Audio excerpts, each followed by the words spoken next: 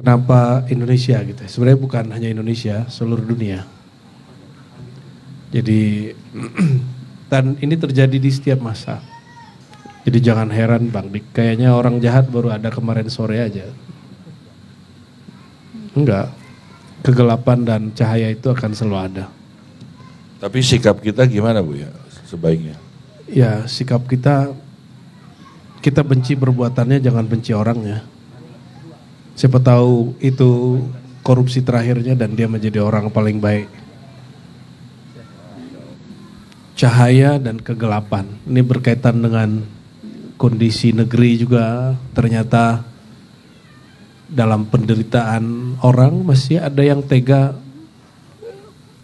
menikmati kemewahan ya. Apa yang terjadi? Itu yang disebutkan di Quran, dalam Al-Quran, fi qulubihim maradun fazadahumullahu marada. Di kolbu mereka ada satu penyakit yang sudah kronis dan setiap hari bukan tambah sembuh, tambah sakit. Setiap hari ada orang yang ditangkap KPK tapi tidak ada rasa takutnya karena dia bisa cincai di belakangnya ya. Tapi kita doakan seperti yang kami sampaikan tadi, ada nur, ada sececah nur di kolbunya, di kolbu kita semua. Jangan sampai kita mengomentari kegelapan dengan kegelapan yang berlebihan, yaitu kebencian. Karena kita ini juga bukan orang suci. Setiap hari kita punya maksiat, setiap hari kita punya kesalahan. Maka berhati-hati ketika mengomentari sesuatu yang menurut kita munkar. Siapa tahu itu makanan kita hari-hari. Lalu kita menuduhkannya kepada orang lain. Jangan-jangan seperti orang-orang yang melihat kesalahan pada orang lain tapi dia tidak melihat kesalahan pada dirinya. Asbab apa? Tidak ada cahaya. Kalau lampu mati malam ini, padam, bisa lihat kiri kanan? Tidak. Jika lampunya nyala, bisa lihat? Kalau lampu nyala tapi matanya menatap kepada sumber cahaya, apa yang terjadi? Silau. Maka untuk masalah cahaya harus pandai-pandai mengambil posisi. Ya. Nah, dan Al-Qur'an menyebut dirinya juga nur. Al-Qur'an itu juga nur. Dan Allah juga menyebut dirinya nur. Allahu nurus samawati wal ard. Allah adalah cahaya langit dan bumi. Apalagi Nabi Muhammad SAW juga disebut sirajan munirah, pelita yang memancarkan cahaya. Dan beliau berdoa, Allah maj'alni nura, ya Allah jadikan aku lebur dalam cahaya. Artinya apa? Cahaya yang dimaksud adalah kalau kita melihat dengan cahaya, kita akan lihat siapa diri kita. Ini yang disebut siapa yang kenal diri, kenal Tuhannya. Dia kalau ada cahaya dia bisa melihat aib dirinya. Jadi cahaya ini bukan untuk menerangi orang lain saja, tapi kita mulai dari mencari kesalahan diri sendiri. Maka ciri-ciri orang yang bercahaya kolbunya, dia mulai mencari kesalahan dirinya. Ya. Adapun perkataan Ibnu Athaillah, al-anwar, cahaya itu jamak atau bentuk lain dari nur. Mataya, matiyah, bisa diartikan kendaraan, bisa diartikan tempat menyimpan, ya. Tapi di sini lebih tepat fasilitas yang bisa menerangi kolbu dan asrar, ya. Dan pada kolbu cahaya itu adalah mengenal nama Allah. Pada asrar cahaya itu adalah menatap yang punya nama, menatap pemilik alam. Allah itu tidak dapat ditatap dengan mata. Dia dapat ditatap dengan rasa. Oleh karena itu, belajar ilmu rasa itu wajib. Namun ingat, rasa itu bukan Allah. Rasa bertuhan bukanlah Tuhan. Rindu bertuhan bukanlah Tuhan. Jangan salah paham juga. Oh lagi zikir ada cahaya, itu bukan cahaya Allah, itu cahaya kolbu. Lagi meditasi, terus melihat ada silau-silau, itu bukan cahaya Allah. Itu bagian dari khazanah diri kita, bukanlah Allah Subhanahu wa ta'ala. Tadi al-anwar, cahaya-cahaya, bahwa cahaya itu menjadi kendaraan daripada kolbu dan asrar, rahasia-rahasia atau ilmu pengetahuan. Lalu ada fungsi cahaya yang kedua. Apa fungsi cahaya?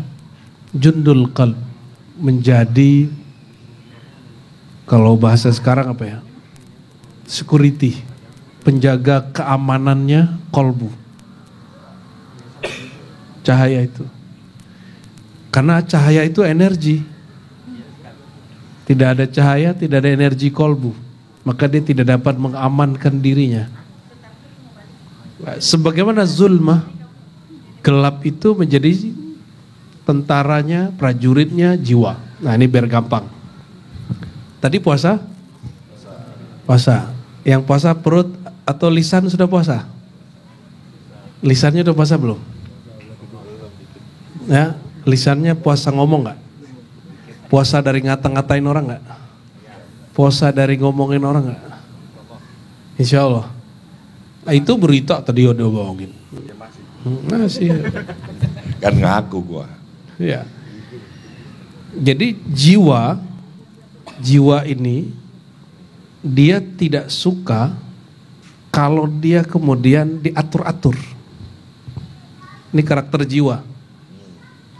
Jiwa itu nggak suka diarah-arahin.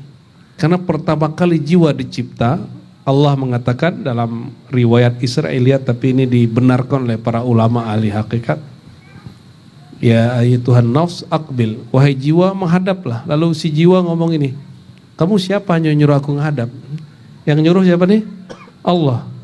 Allah berkalam kepadanya setelah dicipta jiwa, lalu jiwa disuruh menatap. Dia nggak mau, dia menatap.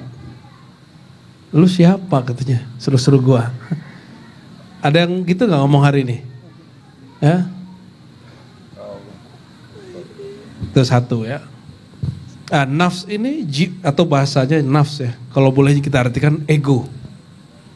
Kita boleh artikan apa? Ego. Jadi si ego ini dia cenderung untuk dengan karakter dia. Apa karakter dia? Jika cahaya itu ngajak membicarakan kebaikan orang, dia suka bicarakan keburukan orang. Jika cahaya itu suka rajin, maka si zulumat itu apa? Si gelap itu malas. Si cahaya itu suka berbaik sangka, maka dia suka buruk sangka. Cahaya itu gak cinta dunia, kalau dia cinta dunia. Gak panjang angan-angan, kalau dia suka panjang angan-angan gitu. Cahaya itu suka memaafkan, sedangkan gelap tidak suka memaafkan. Dan dia berbarengan di dalam kolbu. Terus berarti benarlah yang tadi dikatakan Buya Aldo ini, Upin berdua nih, Buya Asfi ini, bahwa si kolbu ini masih dapat ditembus oleh kegelapan syaitan. Karena ada cahaya menjadi tentaranya kolbu, sebagaimana kegelapan tentaranya jiwa. Kalau kolbunya ketarik oleh jiwa, apa yang terjadi? Itu yang disebut dalam lafaz yang tadi, idbar. Dia membelakangi dirinya yang sebenarnya.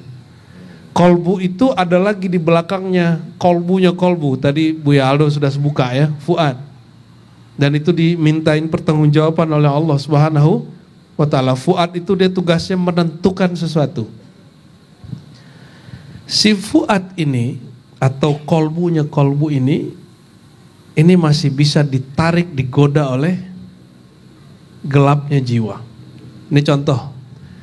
Mohon maaf, ini kan kemarin ikut ini Bang ya, ikut kontestasi politik ya.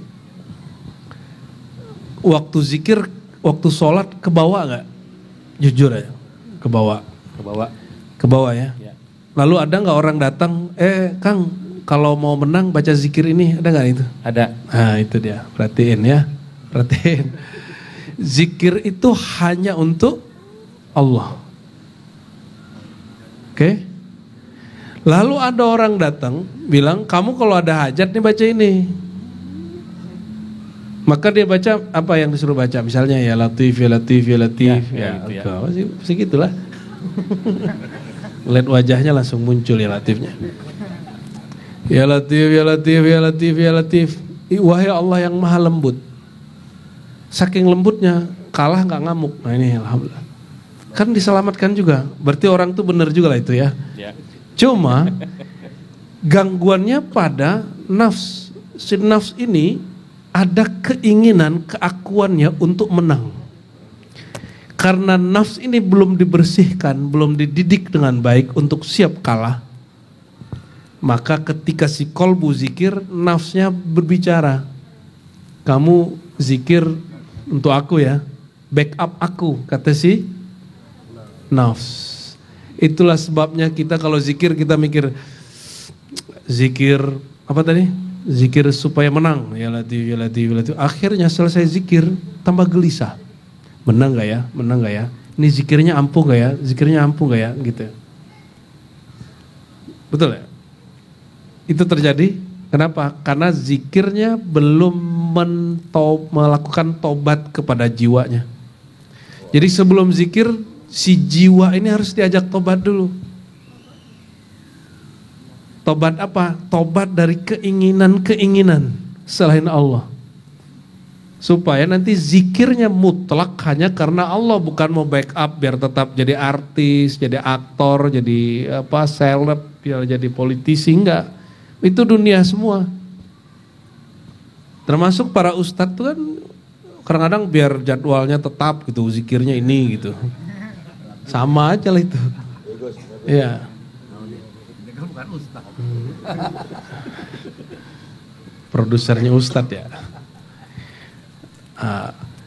Oleh karenanya kalau di kajian Buya Aldo dan Buya Asfi ini ada kitab Sirrul Asrar yang dinisbatkan ke Syekh Abdul Qadir Jilani. Kalau orang mau belajar ma'rifatullah zikir, mesti tobat dulu. Tobat itu bukan hanya dari dosa batin, dosa zahir. Tapi yang paling hebat itu dosa nafs. Dan dosa angan-angan. Angan-angan pada pikiran, cinta diri, cinta dunia pada jiwa. Ini harus dibersihkan baru zikir. Kalau enggak zikirnya enggak menjadi cahaya. Maka Syekh Abdul Qadir mengatakan zikir terus sampai tembus sehingga dia tidak lagi mengikuti was-wasnya jiwa. Ya, jiwa itu membangkang, dia enggak suka lagi kepada pembangan jiwa. Jadi kapankah si kolbu menatap kepada Allah jika dia sudah tidak menatap kepada keinginan dirinya? Tapi dia meninggalkan keinginan dirinya, dia lebur dalam keinginan Allah Subhanahu wa taala. Mau hidup bahagia? Ya, raditu billahi rabba. Katakan aku ridho kepada Allah. Maka dalam thariqah kita sebelum zikir kita buka dengan ilahi anta maksudi. Ya Allah, hanya engkau tujuanku, wa ridhaka matlubi. Yang penting kau ridha apapun kondisi kami. Benar gak? Kita ini gak ada yang taat setiap detik, gak ada kan? Gak ada yang benar setiap saat. Yang penting Allah ridha. Kalau Allah sudah ridha, maka kita salah dimaafkan. Tapi kalau kita minta bisa jadi orang taat, kalau Allah gak ridha gimana? Akhirnya kayak tadi, zahirnya taat, batinnya ria. Ya, ini kalimat.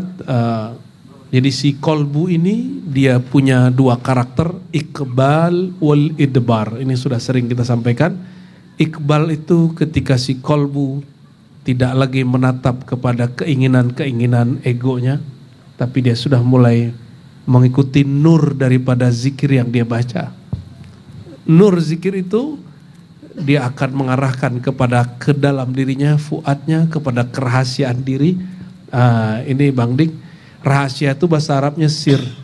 Sir itu hanya boleh dibuka kepada ahlinya, jika dibuka bukan pada tempatnya, jika dibuka bukan kepada ahlinya. Kata para imam kita ini ijma' ulama ahlu sunnah, kashfu sirrir rububiyah kufrun.